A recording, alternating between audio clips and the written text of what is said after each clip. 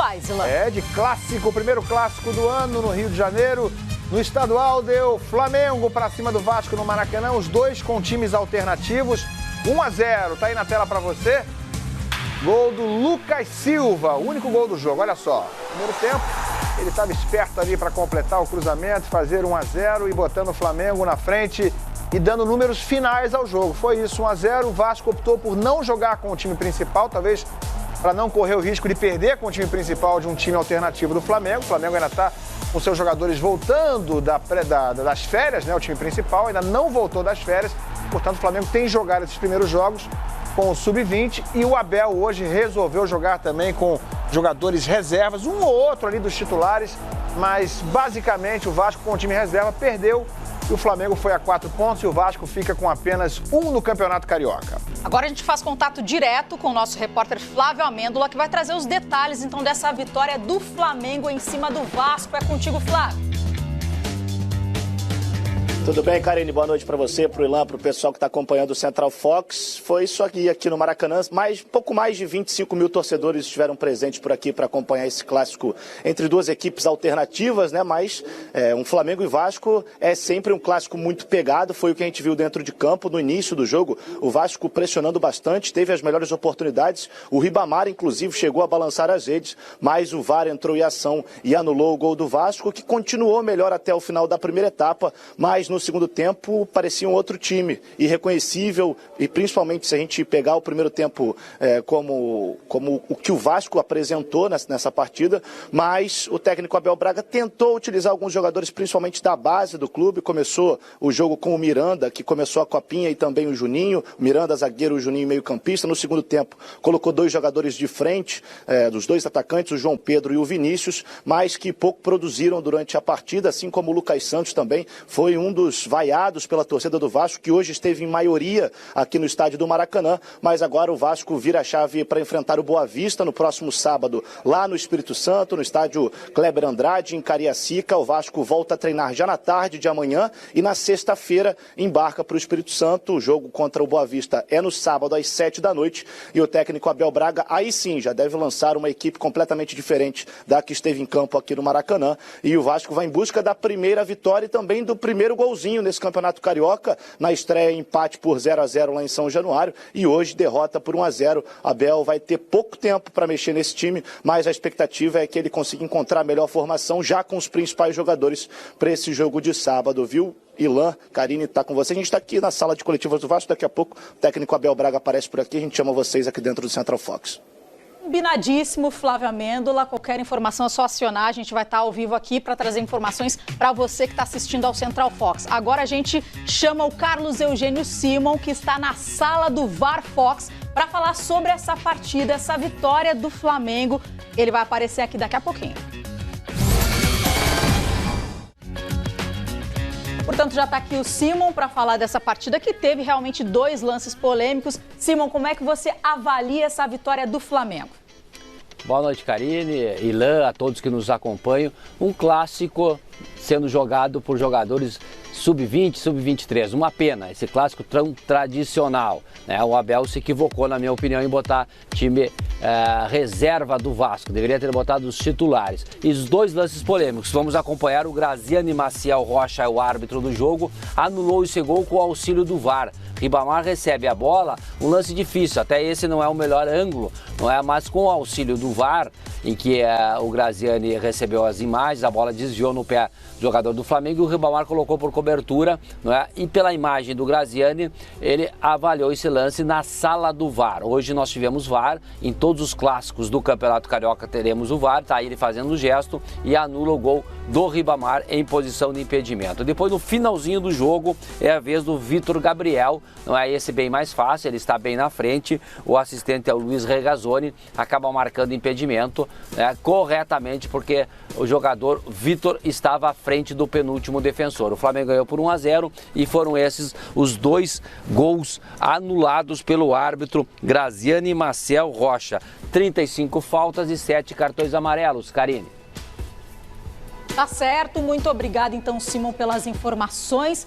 Claro que teve polêmica, mas a gente já esclareceu com o Carlos Eugênio Simon e agora a gente vai para São Paulo, Ilan, porque também teve estadual, teve estreia do Paulistão. técnico no primeiro tempo para mudar até a cara do jogo? O Flamengo estava sendo muito pressionado, né? Dali em diante, em poucos minutos depois, conseguiu até o gol, né? Boa noite. A gente estava dando um pouquinho de campo para o Vasco, mas acontece também que com o VAR, né, o jogo muda um pouquinho de figura em relação à continuidade do jogo. Algumas bolas que o Vasco conseguiu chegar na nossa área, né, elas estavam em impedimento, e da onde eu estava eu realmente consegui ver que estava. Então parece, né, dar a entender que a gente realmente estava sofrendo mais do que estava, mas sem dúvida nenhuma, a gente não fazia um jogo como a gente, nesse momento, a gente pensava fazer, justamente porque dávamos um pouco de campo demais para o Vasco.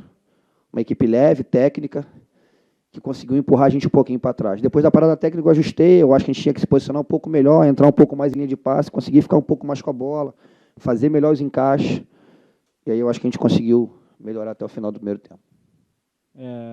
Maurício, Wesley, urubuinterativo.com. Queria saber da importância dessa vitória, né?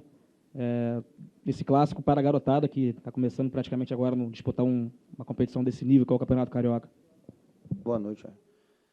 Você falou, é clássico, né, cara? É a rivalidade de muitos anos, né? A gente sabe que é um jogo que tem toda uma preparação diferente por ser clássico, né? E as duas equipes entraram muito motivadas, um jogo bem tenso, enfim, importante para a gente seguir, né, jogo a jogo no nosso objetivo de buscar a classificação, importante para dar moral a essa garotada, porque se tratando de clássico é sempre bom vencer. Boa noite, Maurício. Felipe, da Globo. Queria que você falasse um pouquinho sobre o uso da linha avançada hoje, que parece que a defesa jogou mais avançada do que contra o Macaé. Foi estratégia para esse jogo? Já foi um trabalho mais pensando em dar mais, pensando a longo prazo? Queria que você falasse um pouquinho desse funcionamento. Boa noite. Na verdade, é uma tendência da nossa equipe, né? Eu acho até que em alguns momentos ainda desencontrado, né, a questão da bola pressionada ou não, mas é uma maneira que a gente quer atuar, com uma linha avançada, com um jogo onde a gente tente evitar a circulação de posse do time adversário.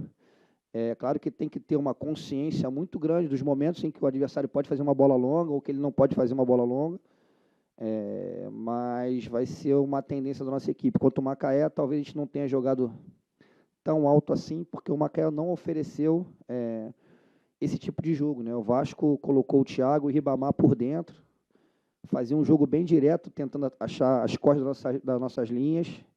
Eu acho que, no geral, a gente teve um comportamento bacana. Oi, Maurício, boa noite, parabéns pela vitória. A gente observou, ao longo do ano passado, também o Jorge Jesus implementando um pouco desse sistema na equipe principal. A gente viu que ele acompanhou o treinamento também, conversou com você e tal.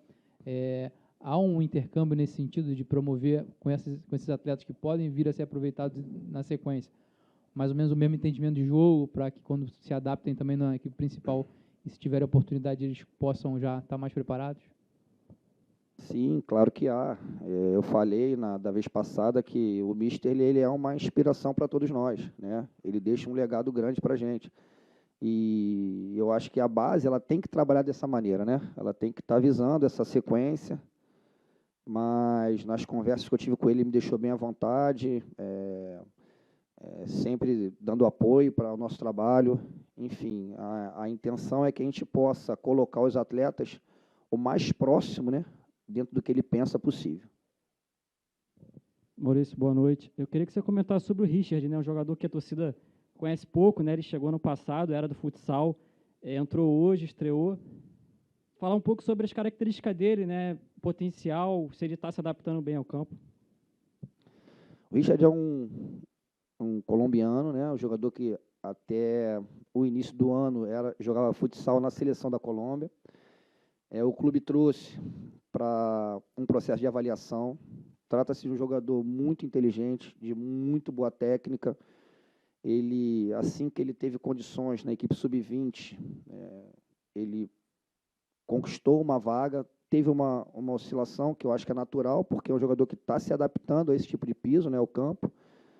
mas muito versátil, pode atuar nas 3 posições no meio campo, tanto é que hoje eu usei ele como um segundo, e ele, no 20, às vezes, eu jogava ele mais próximo da área, enfim. É um jogador de boa técnica que resolve bem os problemas dele. É um jogador que está se adaptando muito bem.